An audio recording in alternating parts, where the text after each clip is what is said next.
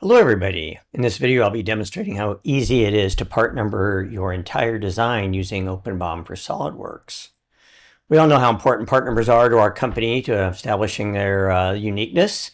So here I'm going to get some part numbers from my company standard, which I've defined in SOLIDWORKS items. I'm going to go ahead and recurse down through my entire assembly and I'm going to generate new part numbers.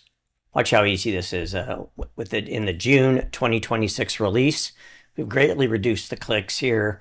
We've also added some additional features to notify you if we're skipping, let's say, toolbox parts or other read-only parts. Get a nice report here, and you can see all the part number sequences were assigned according to my company's part numbering standards.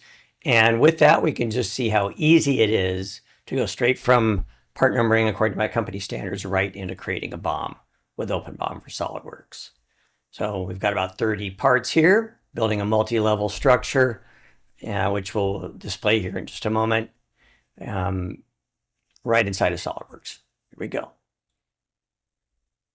Thumbnails, part numbers, quantities, structure, all displayed easily within SOLIDWORKS. Just a few minutes, all using my company's part numbering standards.